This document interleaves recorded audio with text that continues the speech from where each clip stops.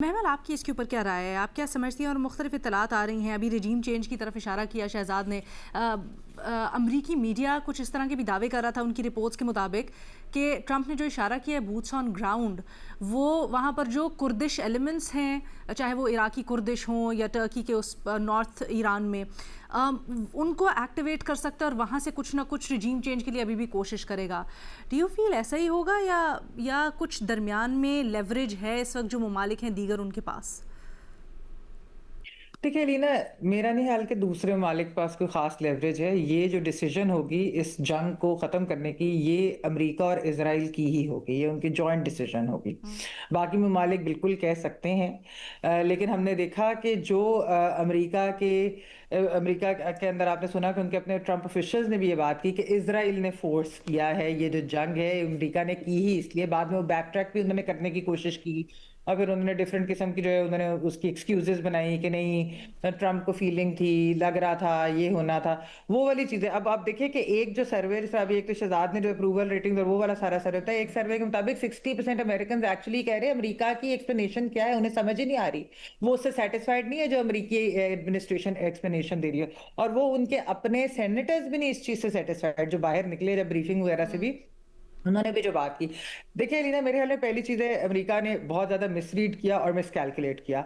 जो वो regime change की बात कर रहे थे, उन्हें लग रहा था कि आयतुल्लाह खामेनेई की शहादत के बाद जो है लोग जो है वो शायद बाहर आएंगे, जो कि अगर इस रिजीम के साथ नहीं है या उसको पसंद नहीं करते थे। लेकिन हमने क्या देखा, ईरान में इस चीज़ का उल्टा हुआ, बल्कि एक्चुअली ईरान मोर यूनाइटेड हो गया खामेनेई की शहादत के बाद। क्योंकि कोई भी ये नहीं बर्दाश्त करेगा कि ज़ायनिस्ट आकर और अमेरिका आकर उनके लीडर को, सुप्रीम लीडर को शहीद करके इस तरह से चला जाए। ये किसी को बर्दाश्त नहीं होगा। और जो लोग उनके अगर नहीं भी साथ थे रिजीम के, वो भी उनके हक में निकले। ईरान के अंदर आप प्रोटेस्ट देख लें अलीना, ईरान क्या मैं कहूंगी पूरी दुनिया के अंदर आप प्रोटेस्ट देख लें, सुन्नी शिया जो वैसे बड़ी बात होती है, सारे इकट्ठे होकर आयतुल्लाह खमेनेई के लिए बाहर निकले हैं।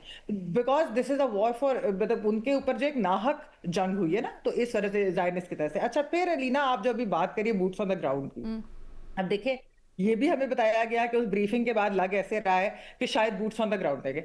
होगी तो ये बहुत बड़ी हमाकत, लेकिन कोई बईद नहीं है कि ये चीज हो, क्योंकि हमने देखा है कि ये जंग भी एक हमाकत ही थी, यानी कि ये करने की जरूरत नहीं थी, ये एक अननेसेसरी चीज थी, लेकिन इसराइल के कहने पे अमेरिका ने ये चीज की।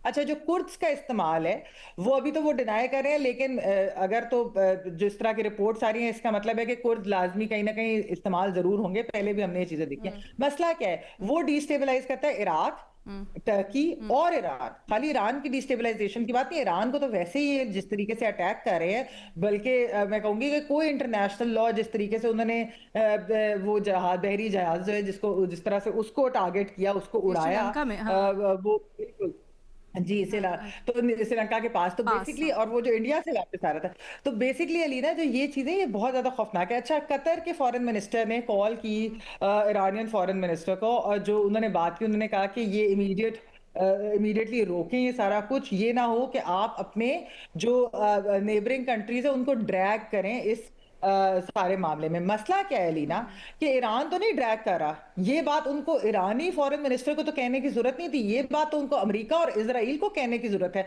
उन्होंने ड्रैग किया है ईरान को एक ऐसी जंग में जो ईरान नहीं चाहता था। ये निगोसिएशंस हो रही थी, ईरान जो था वो निगोसिएशन वो कामयाब भी हो रही थी। ये तो इसराइल और अमेरिका की जंग है। अब अगर ड्रैग होंगे तो जाहिर बात है जो यूएस बेसिस हैं जिन ममालिक के अंदर, जीसीसी कंट्रीज के अंदर, ईरान तो उनको ही अटैक कर रहा है, वो अपने सेल्फ डिफेंस में कर रहा है, क्योंकि अमेरिका तो उन्हीं बेसिस को इस्तेमाल कर रहा है। तो उनका ये कहना है कि आप ये ना करिए, ड्रैग हो जाएंगे, ये एक डेंजरस, मैं समझती हूँ ये अलार्म बेल है। क्योंकि ऐसे लग रहा है, बहुत सारे लोग ये समझते हैं कि वैसे तो अगर ये जल्दी जंग ना रुकी, होपफुली अगर तो ये जल्दी रुक जाती है, कोई अमेरिका अपनी सेंसेस में आ जाता है, कोई इकोनॉमिक इम्पैक्ट, कोई इस तरह की चीजें अगर हो जी, जाए, जी। तो वो खुद ही रोक ले और यहाँ से निकल जाए। लेकिन अगर ऐसा नहीं होता और कुर्द्स को इन्वॉल्व किया जाता है, या फिर ये कि बूट्स ऑन द ग्राउंड होते हैं, या फिर ये कि इवेंचुअली नेबरिंग कंट्रीज ड्रैगन होती हैं, तो अलीना ये मैं समझती हूँ ये इसराइल का प्लान जरूर था। वो तो ये चाहता था कि सारी जो मिडिल ईस्टर्न कंट्रीज हैं, गल्फ कंट्रीज हैं, ये इसके अंदर आए और ठीक है, वो इजराइल की जंग लड़े ईरान के ठीक है। खिलाफ, लेकिन इसका इम्पैक्ट बहुत खौफनाक,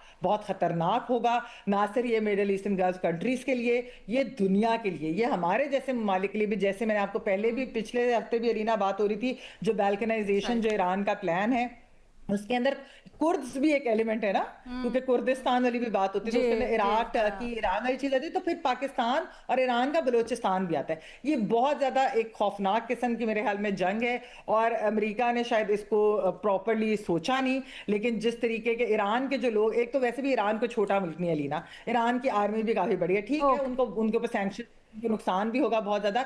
लेकिन मैं फिर भी समझती हूँ कि जिस तरीके से वो फाइट बैक कर रहे हैं, कोई और मुल्क इतनी बहादुरी से ना करता। और आयतुल्ला खमेनी की शहादत के बाद जो है, वैसे ही एक पूरा सेंटिमेंट जो है वो इस वक्त ईरान के साथ ओवरऑल, अगर आप देखें कि जो मजलूम के होता है, वो वाला सेंटिमेंट भी उनके साथ है।